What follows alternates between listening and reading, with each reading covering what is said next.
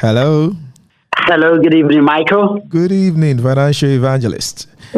I trust all is well with you. Yes, all is well by grace. We thank God. How's the family doing? Oh, the family is doing very well. All right, I'm excited to talk to you this evening about the Shrewd Manager. The very shrewd manager. Very powerful lessons. So many lessons from that passage of scripture. All right, I can't wait to hear what you have for us this evening. Okay, thank you, Mykel, and a very good evening to our very respected listeners who listen to us all over Ashanti region and beyond. We're very grateful that you always make time to listen to these insightful thoughts. God bless you. All right. Anyway, so Mykel, as you rightly said, we've been looking at financial lessons from the Shrewd Manager, which is one of the parables of Jesus captured in the book of Luke, chapter 16, from verse 1 to 13. Okay. Mykel, if you remember from the beginning, I said that it is one of the very complex parables of Jesus. Because a lot of Bible scholars confirm this, that people read this parable and sometimes they struggle to make out the meaning of exactly what lesson Jesus was teaching. But I think in the past 2 weeks, God has opened our eyes to see some valuable lessons that we can apply to our lives. So for those who may be joining us for the very first time, the parable is captured in Luke chapter 16, verse 1 to 13. And it's basically about a manager who was put in charge of a department of a business or a business unit or a branch of a business or a branch of a church. He was asked to manage it. And there were reports about him mismanaging resources and the people under his care. So the master got wind of it, and the master called for him to account for his stewardship. In other words, for the period that he has managed the company or the branch of the church, he was asked to come and give account of it. And that was when it occurred to him that the position I've been enjoying is not a permanent one. There is a day that I have to really give account of everything that has been entrusted into my care. Probably he had thought that before this time, making him the branch manager of the church or the branch manager of the company, he had thought that it was his own personal company, But when the news came that he has to give account, that's when it dawned on him that, no, I've just been a servant or a steward all this time along. The thing does not really belong to me. And we are saying that what happened to this manager can be applicable to all of us as believers. Everything God has given us, the voice with which I am speaking with, the opportunity for Mykel to be on radio and be blessing people is an opportunity that God has given to us to manage. So one day, God will call Mykel onto the things he did on radio. When he got the opportunity, God will call Nelson as to the kind of books he wrote for people to read and how it influenced people for God. Because God gave him a talent for writing. So that's the whole concept, that we are accountable to everything God has given us. The accountability may take long, but one day we'll all have to stand before God and give an account of how we spend and manage the resources under our care. That's true. Most importantly, Mykel, like we've been learning, it is not just about the fact that the manager mismanaged what was under his care. The important lesson Jesus wants us to pay attention to is what he did immediately. He heard that his master was coming, and then he will be called to account for his stewardship. How he responded to the challenge, that is the pivot of this parable. Instead of weeping in tears, instead of thinking of commuting suicide because he has embezzled company funds and church funds and messed up with church members and done all kinds of devious things, he decided to correct his errors in a way that his future will be guaranteed. And that is a lesson God wants all of us to learn. So we had an introduction by arguing that, I think during the first week, that there is a danger of wasting resources. And then I think last week also, Mykel, you remember we looked at the concept of accountability, that we are accountable to everything under our care. Today, what are we going to look at? Today, we are going to look at verse 3 to 7. And verse 3 to 7 talks about the response of the shrewd manager to the accountability that was coming his way. So I'm going to read Luke chapter 16 from verse 3 to 7. When the manager heard that he was going to be called to account for his stewardship, what did he do? So I've titled it The Manager's Strategy for Survival. Okay. The Manager's Strategy for Survival. And that is lesson number 3 in the parable of the unjust steward or the shrewd manager. Luke 16 from verse 3. Then the steward said within himself, what shall I do? If the Bible is yours, underline the word, what shall I do? Because that is a question. And I'll be coming back to this again to talk about it. Okay. When anytime you get into a messy situation, you must ask yourself questions. You don't blame other people. Anytime life pushes you to the corner, you don't start cursing people. You ask yourself honest questions that can deliver you out of the situation you find yourself. Honest Anytime you feel disadvantaged and crushed by life, you must ask questions on how you can come out of the situation. You don't look outside, you look inside. Luke chapter 16, I've just read verse 3. Now, then the steward said within himself, what shall I do? For my master is taking the stewardship away from me. He's taking my position. He's taking the privileges. He's removing me from management. Thank you, Mykel. I'm losing my position as a CEO. I'm losing my position as a business development manager. They are taking the branch away from me. They are sparking me from the church. What can I do? Then he said, I cannot dig. No, but I like this guy. He knows his strengths and his weaknesses. He's very honest. He has done his SWOT analysis and realized that no, I'm not somebody who likes begging. Even looking at my position, the cars I used to drive and the way I used to bluff around and the way I used to spend money, if I beg, people will laugh at me. I can't do that. Verse 4, I have resolved what to do. Mykel, is it not amazing that anytime you ask questions, the answers come? Yes. Is it Bishop Dr. Gideon Titiofe, who I once heard saying that the questions you ask in life determines the answers you get? Absolutely. It means that as long as you keep asking the wrong questions, you'll be getting the wrong answers. I've resolved what to do when I am put out of my stewardship. That means, Mykel, the guy knew that the way he has messed up the position, there is no way after accountability his master will restore him.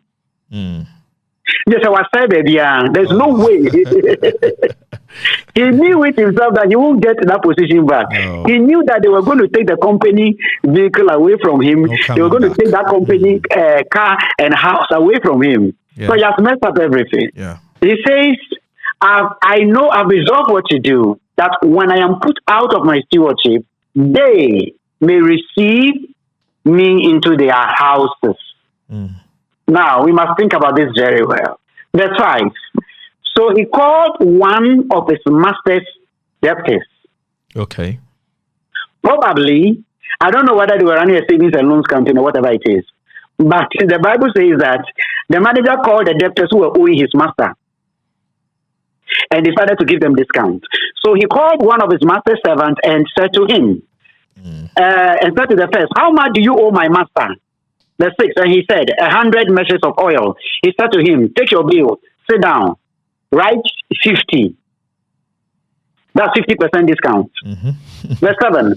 Then he said to another, how much do you owe? He said, 100 measures of wheat. And he said to him, take your bill, write 80. He gave another person 20%. Verse 6. So the master commended the unjust steward because he had dealt shrewdly. So underline the word shrewdly. Shrewdly is an English word. For the sons of this world are more shrewd in their generation than the sons of light. This is also one of the controversial statements that you hear from the mouth of Jesus.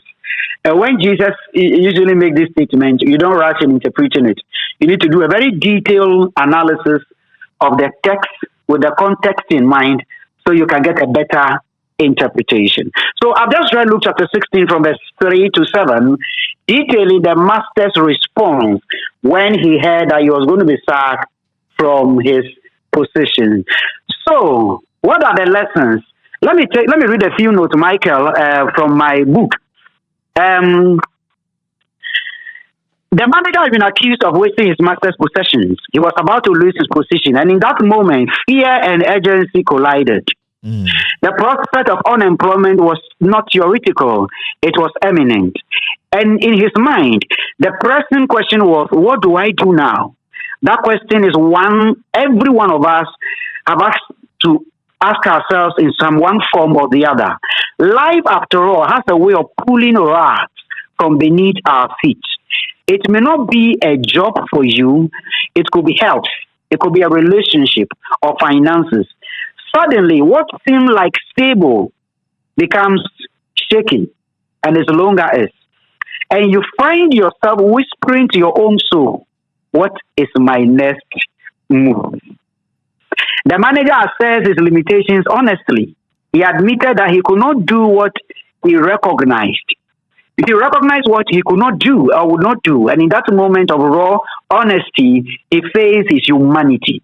And perhaps that is where wisdom begins. Not with an illusion of strength, but with a clear-eyed acknowledgement of weaknesses, what we can do and what we cannot do.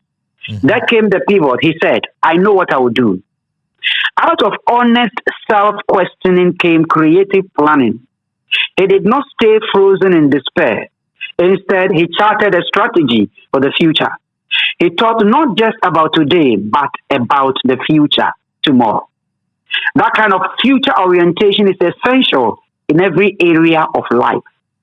A man or woman who lives only for the present may enjoy short bursts of relief, but when tomorrow arrives, they find themselves unprepared and vulnerable. The manager understood that the decisions of today were investment for tomorrow. He may not have had control over the loss of his position, but he had control over how he will position himself for what will come next. I love this, Mykel. Anyway, let me highlight 5 key strategies. 5 key strategies or lessons that we can learn from the action of this manager. Number 1, ask yourself questions about your current relationships. You must always ask yourself honest questions about your current relationships. Now, Mykel, how do we get this clearly laid out? Look at verse 3. The shrewd manager said within himself, what shall I do? For my master is taking the stewardship away from me. I cannot dig. I am ashamed also to beg. Now, being ashamed to beg, Mykel, may mean that probably he may have treated some people bad in the past. Or probably some people needed help in the past and he bluffed them. He didn't have compassion on them. Because of the privileges and the enjoyment that came with his position, the salary, the car, the loans, the advances and things, the allowances, he didn't understand the language of suffering. Okay. I know, Mykel, you agree with me that you meet people in this life that when you tell them you are hungry, it's like I don't know how you have to crack their head to understand. I don't know what you're talking about. Oh, no, a common day in that. So I'm hungry. He doesn't understand. Sometimes you tell people, I don't have money. And some people, that language, they don't understand it. They can't relate. They can't relate to it.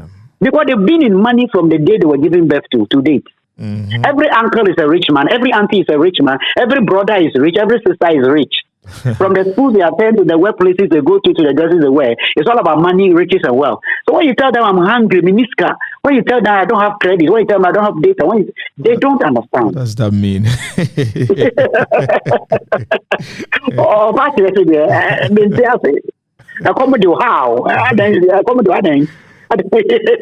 They tend to think everybody's like them. Exactly, Mykel.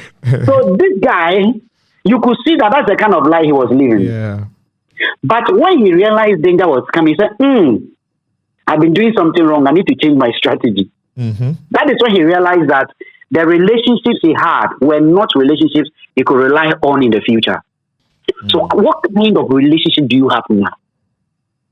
If you lose everything you have now, how many friends will stay with you? But Mykel, I know you've lost everything, but I'll be there for you. Whatever help I need to give you for you to rise back to life, I'll do it. Mykel, if we don't have friends like that, then we are living a dangerous life. Very dangerous. As a pastor, if anything happens to you, a scandal or anything happens to you, and you lose your ministry, you lose your members, and the fame you used to have, the popularity you used to have, the invitations you used to get to go and preach abroad and places, get pounds, get dollars and things and all that, you lose your church, you lose your name. How many pastors can stand in for you? Mykel, it's very easy today that you have a big church as a pastor. Yeah. And you try to use your influence and position to squeeze other young ministers who are struggling to plant their feet. There are pastors who look down on people who have 20 church members and 30 church members and 40 church members and 50 church members. Because they have their members in the thousands, tens of thousands. So sometimes when you even look at the way they talk, it's like they didn't even start their church from scratch. Yeah. It was like a manna that fell from heaven. But all of us must analyze the kind of relationships we have. The way we have been treating people, the day we fall into trouble, who will be there for us? When you lose all the cars, that when you pass by, everybody will be watching you because your car is different in the area. The day the cars are no more, that nice house you live in, that when you are coming to that house, you have to bath about 5 times before people come to the house. The day you cannot live in the house, what happens to you? Mykel, this unjust steward realizes that the most important things in life are connected to relationships. It was too late for him. He was able to get a way out of it. But many of us may not be that lucky. It is time to check the quality of the relationship that we have. Number 2, build symbiotic relationships. Build symbiotic relationships. When I was doing my study and research and I came across this word, I love it so much. Because from my lessons in senior high school, Bishop Herman College, 2002, biology, I learned that symbiotic has to do with mutual benefit. So if you are in a relationship where you are the only person who is asking all the time, something is wrong. If you're in a relationship where you are the one who is receiving all the time, something is wrong. You must position yourself in a relationship where it is give and take. That is a relationship that is more future oriented. Let me break it down. Every relationship that is strong, that is pivotal, that is classic, that is nice, Mykel, is always symbiotic. It means that this one helps, this one also helps. This one supports, this one also supports. When it becomes one way, one becomes tired. Mykel, am I right? Yeah, absolutely. Yeah. For many years, most Western nations and staff at multilateral institutions and things were giving out a lot of grants, free money. Sometimes they don't even ask for accountability. But Mykel, you and I know that in recent times that has changed a lot. Yeah. Even if NGOs give you free money, you must account for every penny on how it is spent. Now, most countries will be giving loans that they have to repay back, including when you go to the IMF. Because they realize that when you give people free money, they misuse it. What are we talking about? Symbiotic relationships. Sometimes when countries deal with nations like US or China or any of those other countries, they sometimes create the impression that they love them so much, so they are coming to do their roads for them and build their hospitals for them and do this for them and all that. They do not understand that. In this one, nobody does anything for free. Nobody does anything for free. Why would Tana come and build your hospitals for you, build your roads for you and things? They will get something in exchange. Exactly. No. There is nothing for free. And Mykel, that's the lesson we are learning here. Why am I talking about this? I'm talking about this because if you read from verse 3 to 7, you realize that the master reduced the debt that the people were owing. So the people were what? Happy. Because what they were now owing less. At the same time, the bad manager was also what? Happy. Why? He had now gotten some favor from thank you. Tomorrow, if he loses his position, he can go back to these people and they will be able to at least offer one kind of help or the other to him. So, Mykel, we are saying that we must focus on building symbiotic relationships, not relationships that are just one way. You can't be in a relationship where you are the only person who is giving all the time. That is not a good relationship. One day you will get tired. Donor fatigue will set in. You can't also be in a relationship where you are the one who's receiving all the time. Receiving all the time. During the Valentine's season, I saw some very interesting things on Facebook. People were arguing, why is it that, it is always the girls who are expecting boys to give them and all that. The girls also must do something, That's a concept. Yes, that's a concept. Because, Mykel, the things that outlive, the things that stay long, they are always symbiotic. They are always symbiotic. If you have a pastor in a church, pastoring a church or a branch or whatever, and the pastor is killing himself, doing everything, counseling all night, prayers, preaching on Sunday, Wednesday, Friday, and things, and the church members don't support the pastor in any way, something will happen. The pastor will get discouraged and frustrated about the ministry work. But if you have the same branch, the same church, and the church members keep blessing the pastor, supporting him, giving him money, giving him food, giving him this, supporting his family, making sure the pastor is comfortable. So, Mykel, when the pastor mounts the pulpit, he doesn't struggle to preach. He preaches with joy and confidence and, some kind of special feeling because he feels that his work in the branch, in that church has been appreciated. So when he stands behind the pulpit, the anointing just flows. But Mykel, you and I know there are many churches on our Sundays and midweek services where pastors have to preach out of pain and disappointment. It's not easy. Yes. Sweat through preaching. Yes. You are preaching out of pain. Sometimes it's not the anointing. It's just pain that the pastor is preaching out of. Because church members are very selfish and greedy. The most annoying part, they'll go and say all kinds of nasty things about the pastor and the family. Well, they are not even paying tithe. Our relationships must be symbiotic. That greedy culture, that selfish culture, that is it peseminkuminya kind of culture, where you are the one who's always receiving, you're not giving anything, and you're not even planning on giving anything. It's a bad relationship. The manager realized that it wasn't something that would help. Number 4. Is that number 4 or number 3? That's number 4, right? Okay, so number 1 is ask honest questions. Number 2, build symbiotic relationships. Number 3. Number 3, invest in people.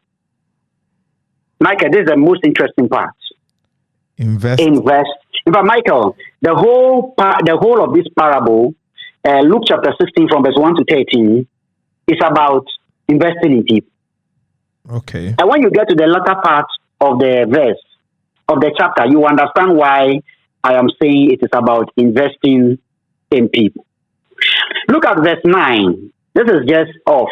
Verse 9. Luke 16, verse 9. So the master commended on just steward, because he had added shrewdly. For the sons of this world are more shrewd in their generation than the sons of light. Look at verse 9. And I say to you, make friends for yourselves by unrighteous mammon, so that when you fail, they may receive you into eternal habitation. What is the Bible teaching us? Use worldly wealth to build quality relationships, so that one day when the tables turn, the people you have helped, they'll remember you. You are living in a nice house, big house. You drive the best cars to church and meetings. Your children are fine. They are attending nice schools.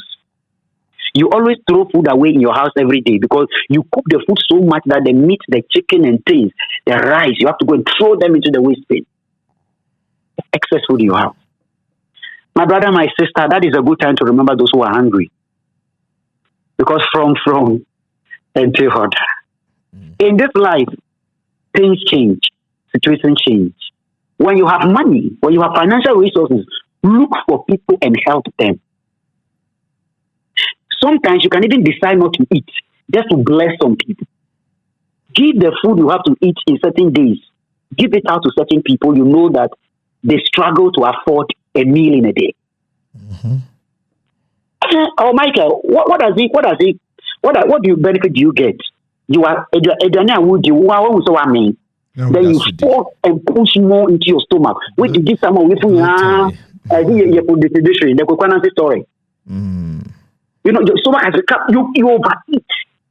Meanwhile, there are people who just need a little of the food you have been overeating in your house. The greatest investment we can make is in people. It's not in houses. Mykel, when you buy a car today, sometimes it doesn't get to a month. Your car becomes old. Most of the houses, Mykel, in your area where you live, some of the houses, when you pass by there, you realize that this house, it has become old. Is that not it? Yeah.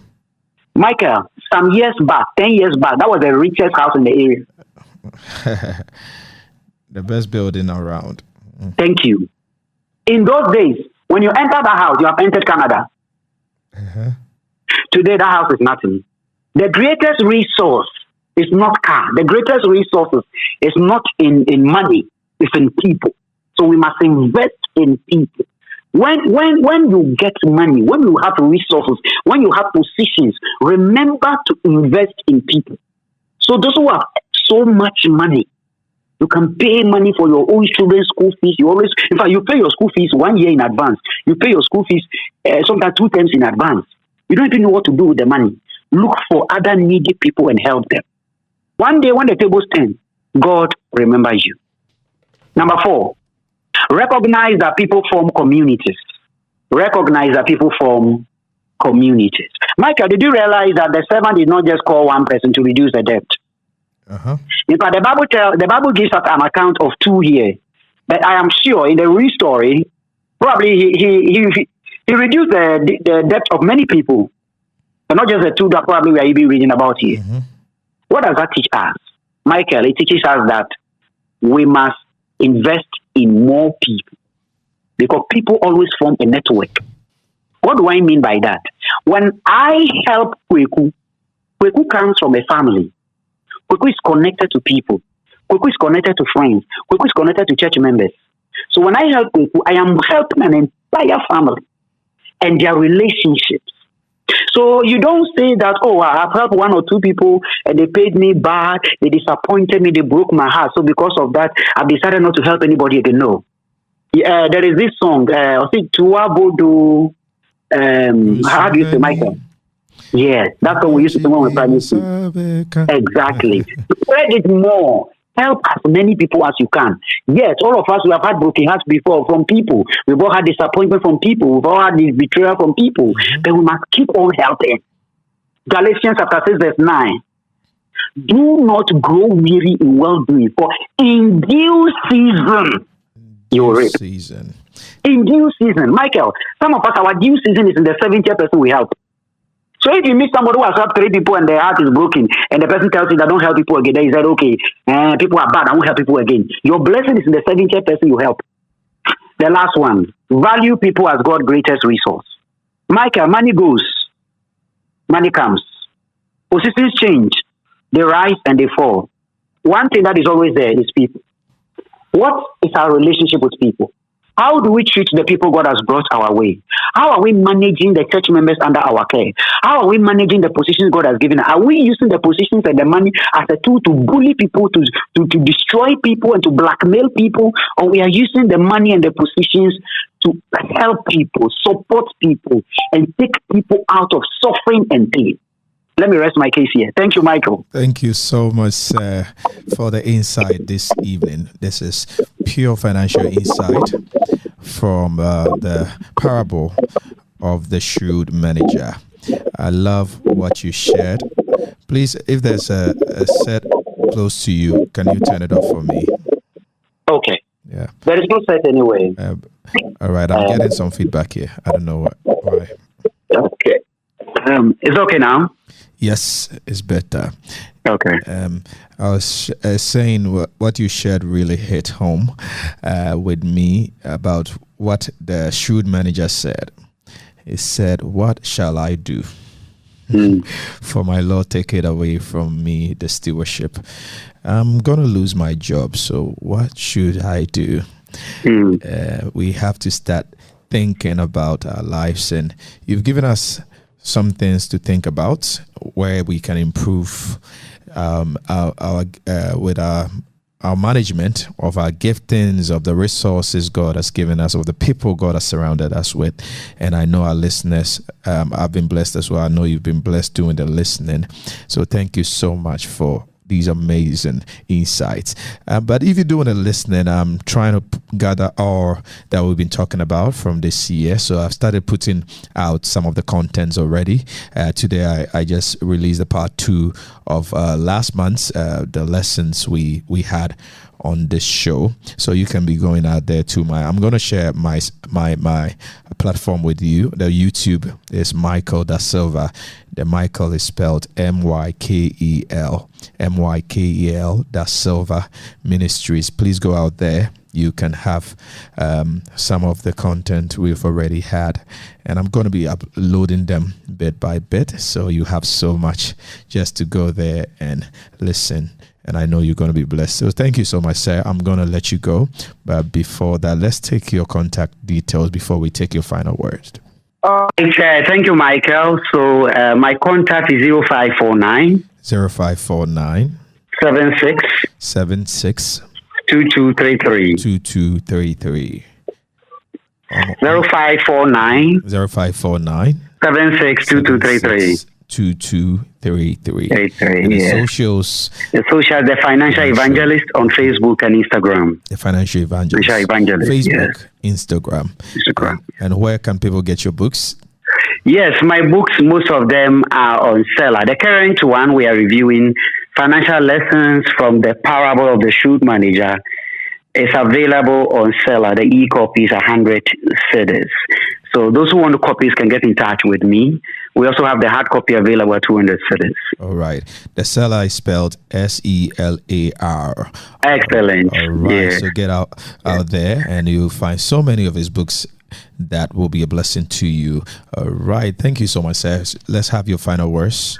My final words, Galatians chapter 6, verse 9. Every one of us have a due season for receiving the reward out of the help and support we have given to people. Some of us, it will be the 9th person we have helped. Some of us, the 100th person. Some of us, the 3rd person. Some of us, the 50th person. Don't grow tired in helping people because of pain, regret, disappointment, blackmail, and ungratitude. Keep on helping as many people as you can.